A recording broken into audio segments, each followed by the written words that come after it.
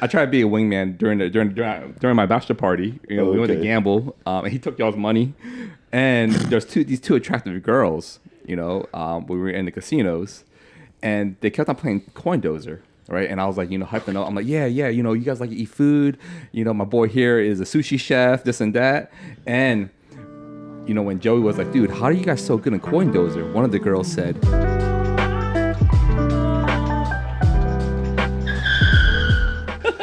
all right, what about any superpower in general? What would be your power? Teleportation.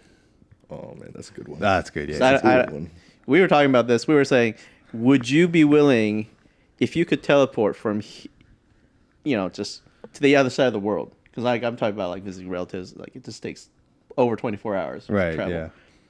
I'd be willing. I'll tell you. I'd be willing if the cost was as if you smoked a pack of cigarettes to teleport once. To me, I'm like, all right, that's worth it. Wait, you mean like monetary wise or like lungs wise? Like lung Damn it. wise. Oh, Like, yeah. health-wise, Okay. I was like, health-wise. I would even be willing to do it for that because, like, dude, on a plane for that long, no. And you're probably secondhand smoking that much anyway. So That's true. That's true. You probably have like 300 in your lifetime before you Yeah. get cancer or something. Like 300 teleports. yeah, It's not that bad. use them wisely. Yeah. Just don't use it to, like 300 go to the bathroom or something. 300 international flights right there. Yeah. It's not bad. That's crazy. What you guys? so I actually did a presentation today on like a made up power. Made up power. Yeah. They're all made up. Yes. What? I didn't know they were real. Yeah. Which one was real? What do you mean? The power I thought about was you could take other people's powers within a 30-mile radius. That's rogue. That's literally rogue. No, rogue got to touch you. Yes, touch. Here is you have proximity. Rogue But you can okay. only, OP rogue, basically. but the limitation is you can only have it for an hour. So you can take someone's brain if you want, like you know, you can break someone's like strength. You take someone's if you need fly. Oh, so like if I had that power and I stole Job's teleportation power, I can only teleport for an hour. Yeah, But you would still get cancer. Yeah. The cancer lasts forever. Cancer. The Yeah. cancer stays with you. we don't say don't smoke, stealing. guys. We say borrowing. Borrow. Sure. You can borrow the cancer. It's fine. Is it like a Space Jam situation where like if I take it, he doesn't have it anymore?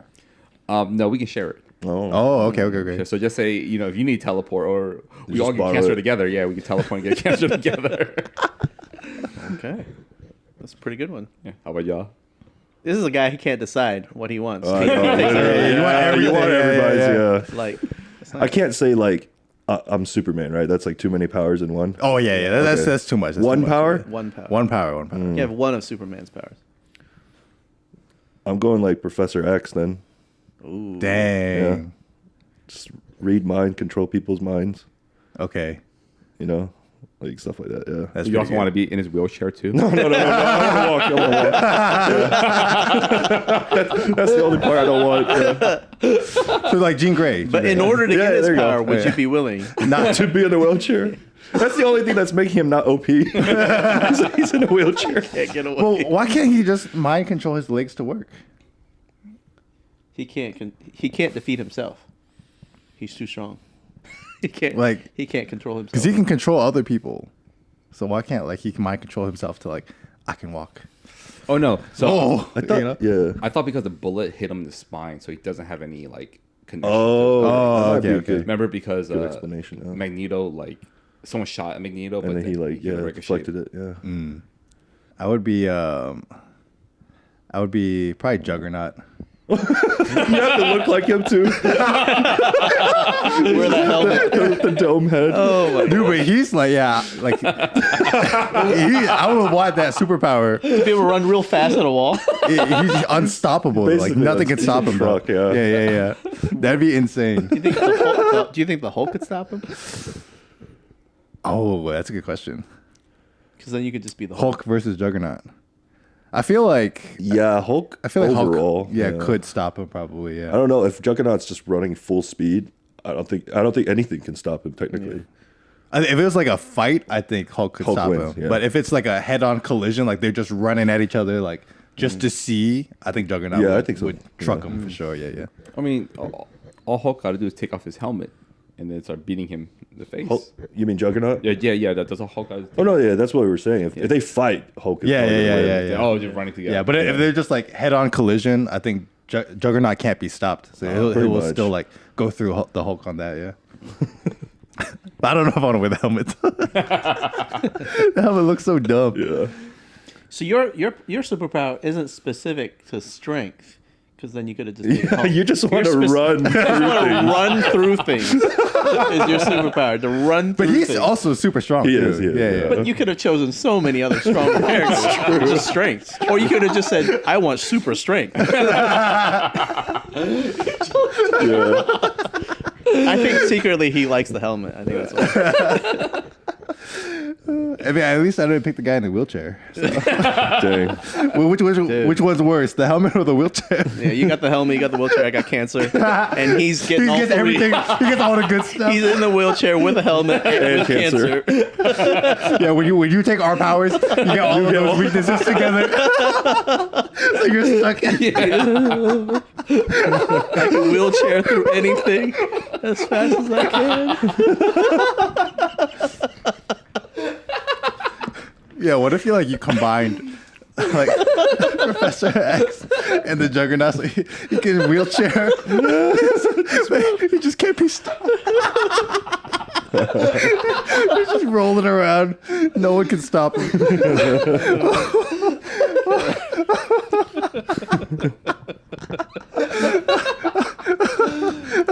Oh my god.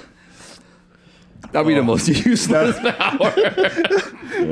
You'd be the most powerful but really pitiful.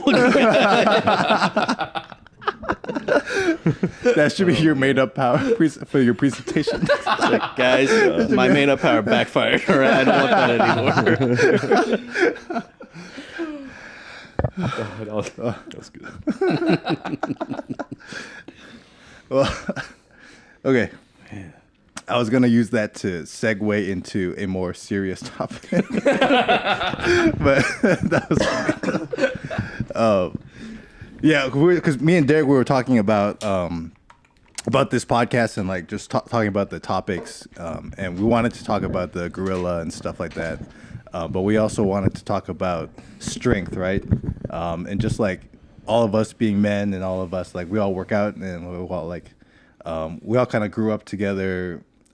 Like figuring out how to be a man, right?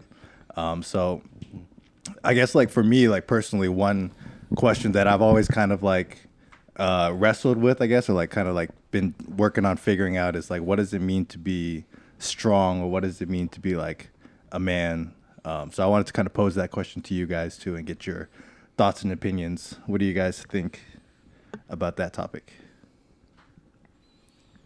I guess there's like how you define being a man from like through the world's eyes or through how God sees it, you know? There's definitely some overlap though. I think like it's not just one thing, right? For me, it's like like having honor, you know, it's personal integrity, having physical and mental, emotional strength. I mean, that's part of it. Having mastery of your craft in whatever, you know, gifts that you have. Having courage to be vulnerable, to be, you know, to stand up for what's right, even when it's difficult. And having the values that are given to us by God, right? I think those are, I would say, like the culmination of what it means to be a man. Yeah. Yeah, I mean, I would agree with a lot of what you say, Sam. Really well put. I think the measure of a person is you can see when things get tough, you know. Whether it's in a gym or at work or in relationships, you know, everything's easy and smooth and, you know, that's simple. That's everything's enjoyable. But how much are you willing to keep pushing? And what, I think more importantly, what drives you? What's your reason behind it? So as Christians, I think we can all agree that motivation, the heart behind it is really key, at least for me, right? What drives me to succeed at work? Is it just the finances, or is it something else? And so for me, the being strength as a man or as a person, it really just comes from the determination to do what needs to be done when things get tough, no matter what it is. Even when it seems insurmountable, just try to push through, And I think that's all God asks of us, and he promises he's going to be there for us when things get really tough. And so I think part of that too then becomes true strength is learning to rely on others. Like, it's not just about me getting through myself, but understanding that I have God and I have brothers and sisters and family around me to help me through that. I don't have to do this alone. One of the things I'm really learning is, it's so weird that God creates us for community from the very beginning. Like, I think there's one thing that God says was not good in the garden before the fall, and that was for man to be alone, right? So he created a partner. And yet, when we become a Christian, why do we still feel like when we're struggling with things, we have to hide it? Like, we have to get it all right before we're okay with community. Like, I know not everybody does that, but so many of us do. And I think that's Satan winning, because he's convinced us in order to be strong, you have to have everything figured out. But I don't think that's true. Like, a big part of strength is learning to be vulnerable with the right people, and then trusting them to help you as you push through yourself, So. And one word that kind of came to mind when you guys were describing what strength is like grit, is being able to persevere when things aren't going your way, or if you fail or you lose, but just kind of being able to overcome that. Yeah. And I guess as Christians, I think that's, a lot of times we do fail, right? But we don't really share a lot about our failures. I think that's really important to kind of build that community, is for us to share a lot about our failures, because then people can see you as not just, oh, you're always doing well, but being vulnerable and being able to say, no, I failed at this, or I'm not doing good at X, Y, Z, and being able to kind of share that. And I think, kind of go back to your point about the community, I think as Christians, having people around you, really, it does take a lot of strength to share and be vulnerable, right? But also it does take a lot of strength for us to kind of overcome that, I guess, embarrassment or shame, and not to be shameful of that, I guess my question to that would be by that definition, do you guys feel like you guys are strong individuals, up to that standard, or is that something that you feel like it's not something that you're good at, or what do you think? By my own standard, I would say I'm a work in progress. I mean, and that's the beauty of our journey in life is, God wants us to take us from where we are and grow us and help us to become the people he wants us to be. And so I value, all of you guys, just because you guys have all played a part in that journey for me, of helping me to grow and to really persevere in different ways, and to learn to love myself in different ways, and to be open to people in different ways. And so I'm still growing, but I'm more comfortable now than I was, a year ago when we first met, whenever, So, but I think that's the measure for me, is not so much how strong am I the strongest, but am I becoming more confident in who God calls me to be, and then am I growing in that? So one thing comes to mind when you say that, as you can tell, the feed off of people, right, is progress over perfection. So we're still a work in progress, we're still growing, and I think sometimes we're strong, sometimes we're not. That's just reality, right? We're not always strong, right? It's like when we're lifting weights, we get tired, right? Yeah. When we're working, we'll get mentally tired. We're just exhausted, and we're going to lose some battles. We're going to win some. So I think just understanding that, especially just as a Christian, I think ultimately, the hardest part for me is relying on God, because I'm so used to relying on my own strength. But I think we have to remember that all of our strength comes from God. And I think that's like the hardest part. And that's where Satan kind of comes in, where, the battles that we win, like small passes, like just say if we we get some small wins, he really tempts us to be prideful and to really, make us lose our focus on God. Yeah. So I think that's kind of where we fall, and a lot of times where we tend to forget God. But I think just as a reminder, kind of like where our strength comes from. Yeah, I totally agree.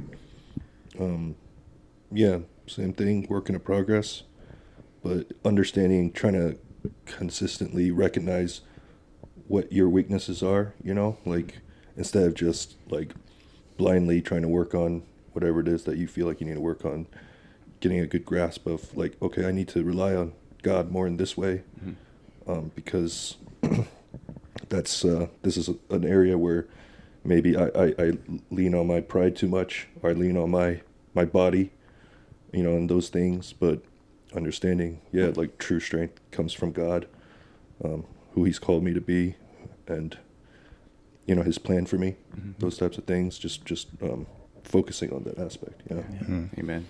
Let me ask you this thing, because I know what you just said. Like you said, like one part of it is like identifying where you fall short and like what spots you're like weak at and stuff like that. I guess on the flip side, do you think that you are good at identifying the things that you are like your strong points or what you're good at? Because I think for me personally, like I'm really good at identifying where I fall short, and like it's like for me it's like so easy to find parts of me where I like feel like I'm failing, or I feel like I'm behind, or like not up to like the standard I want to be at. But I think for me it's harder for me to identify the parts where I feel like I excel or I'm good at or whatever.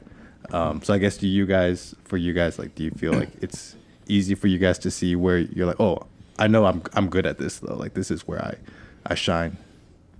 And I think kind of going back to your question, is I think having people around you that you really trust and that care for you and want to see you grow, like having them like identify what you're good at and reminding you, being able to like say, hey, you're weak at this, but you're also really good at this. And I think that's a good reminder. That's kind of part of the community aspect that we were talking about, because I think a lot of times we're harder on ourselves. We're like our toughest critic, right? But if we have other people to kind of keep us grounded and friends and kind of building that relationship, I think that's where we kind of get that feedback, the constructive criticism, but also we're also like reminded of the things that we are good at. Like one example is at my workplace. We're one is like my team is all like amazing, right? And my lead is very open and she's very transparent, right? She always encourages us to challenge ourselves, and she always like, really provides us with good feedback, but also reminds us of what we're good at, so that we can continue to be enabled to do well. So I think kind of like having that community, or the people, surrounding yourself with those type of people. Yeah, I think for me, I'm not sure if it's probably partly my personality and partly culture. But yeah, it's very easy for me to point out the things I need to improve in. And it's very difficult for me to like accept or like talk about where I excel, because I think Asian is like the false modesty thing. Like, yeah, like for me, when I got married and Natalie she's like, why are you so weird with compliments? Because anytime she says something nice to me, I'll deflect. I'll downplay it. I'll even like make fun of it. And she felt hurt. Like, what are you doing? And it wasn't against her. It was just my natural response. But one thing then I realized is because of that, I'm sometimes more critical of others than I should be. And I think like one thing I learned from like people like Derek, he's very, very good at like blowing smoke up, like making you look good. Like a little too good sometimes. Yeah, I was like, good. Yeah, his stories go out of proportion, right? But like you want, like what I'm learning is like that's refreshing and that's encouraging. And I'm trying to learn to do that more, because not for myself, and also for people around me, rather than just say critical things, but like say uplifting things. So it's a fight against my nature, but it's something that God's like trying to teach me to do, to become a stronger person. Yeah. I'll say it is encouraging at certain times until he tries to wingman for you, and then and then it completely backfires. Yeah. It's But I helped him out at 4 points, so he's a sushi chef now. You know, You got him. yeah, I helped him up. You know, and everybody's asking me now. Oh, can you cook for us? Can you help me build my house? Can you do this for me? I'm like, oh my god. You're welcome, I 4 didn't points. get a date out of this. I didn't get any money out of this. I just got extra work. Yeah, I tried to be a wingman during my bachelor party. You know, we went to gamble, and he took y'all's money. And there's these two attractive girls. You know, we were in the casinos, and they kept on playing coin dozer, right? And I was like, you know, hyping up. I'm like, yeah, you know, you guys like to eat food. You know, my boy here is a sushi chef, this and that. And you know, when Joey was like, dude, how are you guys so good in coin dozer? One of the girls said, well, think of coin dozer like a relationship. You just have to be committed. What Joey said was, well, I'm not a committed type of guy. I said, thank you, ladies. Have a great day. Bye. Went straight to a blackjack table. It's great until it backfires. You blew that one though. I got nervous. Okay, I got nervous. All right. He had to downplay. Yeah. I'm like you. I can't take compliments very well, so I just had to deflect. Implode. Yeah. No, real talk though. I did when Derek texted me about this and bringing you guys on as well for this podcast episode. I thought that it was really fitting too, because like specifically you three, you guys have helped me personally like shape who I am growing up, and you know, because you guys have known me since I was like a kid, right? And then you guys being older, especially, like I looked up to you guys just being older, and you guys were kind of like more ahead in life, so it kind of gave me somewhere to like kind of like a good role model, or a good like sense of like, oh, like this is a good path to go down. And then Sam, obviously, like we grew up like we all served together, and like you were like a good leader, especially. I kind of looked up to you in that way, just like with our group of friends and everything like that. So yeah, I mean, so I think like that's why I was like, oh yeah, like that's a perfect topic, like strength and manhood. Like this is like just like a pretty much exactly, you guys are the right people for this topic. So yeah. Nice. Yeah. Good job, Joey. Mastermind right here. I love it. Nice. We're pretty much wrapping up on time as far as this podcast goes. But one last tradition that I have for all of my guests is we usually like to leave one last either life lesson or a piece of wisdom or advice that you want to give.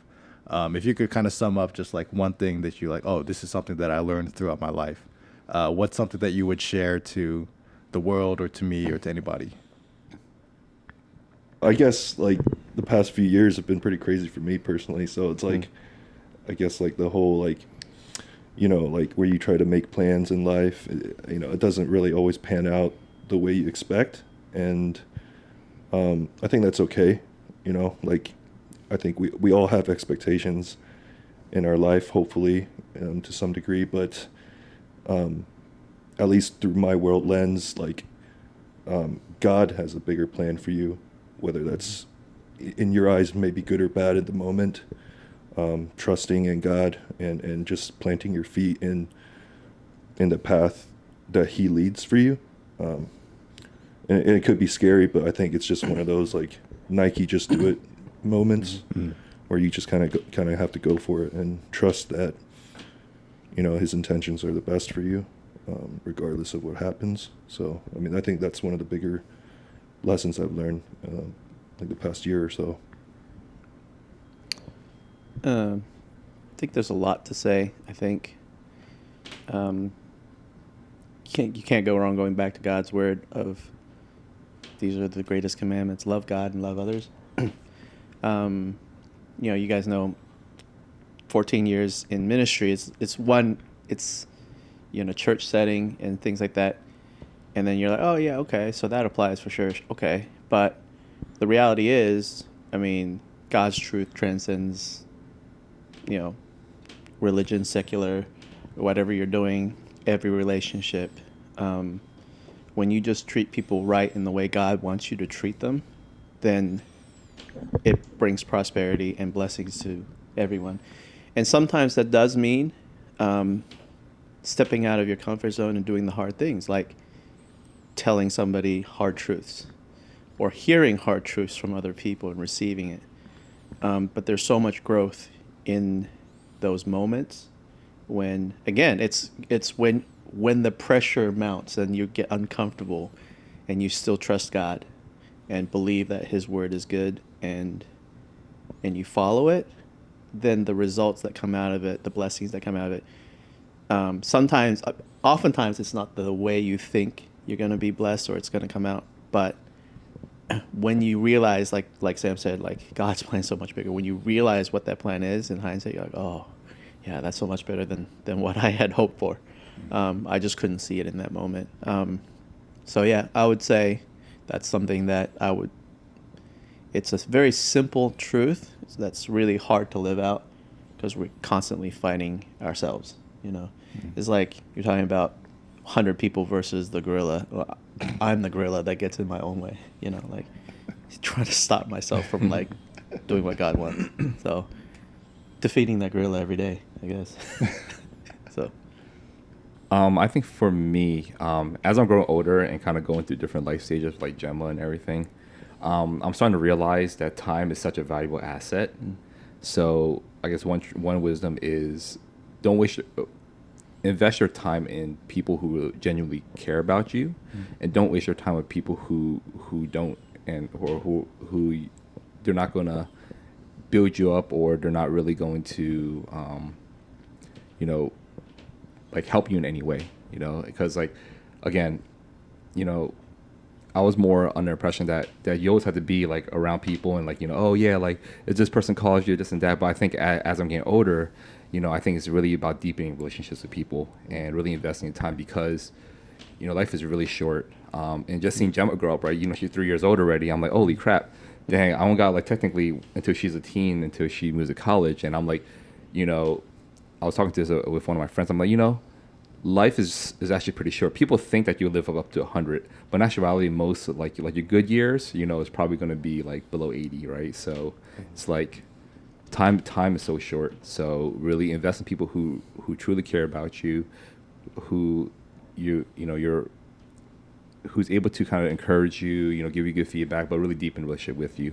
Not folks who just don't care about you and this and that, and don't care about what people really say about you, because I think a lot of times we're so caught up. I know, Joe, in one of your podcasts, you were saying that you're an avid people pleaser, right? And I think, a lot of times, like many people are, right? And we're so stuck on what people think about us, where sometimes their thoughts, can really hold us back. But hey, you know what? Good for them that they're living rent free, that you're living rent free in like their head, but really, invest in people, like, spend time with people who actually care about you, not the folks who don't really care or who really want to bring you down. So, yeah, so invest time in people. Yeah. Nice. Awesome. Well, thanks, guys. I really appreciate y'all coming on and hanging out today. Do you want to plug Jag? Sure. Yeah. Everybody, I own a gym down the street in Peachtree Corners, Jag Fitness. It's a good gym for anybody who wants to get fit. We got great trainers there. So it's on, Go sign up with him. 760 Jimmy Carter. Yeah. Yeah. If you're in the Atlanta area, you want to work out, we all go work out there too. So if you want to catch a workout with us, Jag Fitness, if you want to work out with a bunch of really big men who look very intimidating, but then they're really nice after you start talking to them, that's the perfect gym for you. All right. Awesome. That's it. That's a wrap. Peace. Thank you. Bye.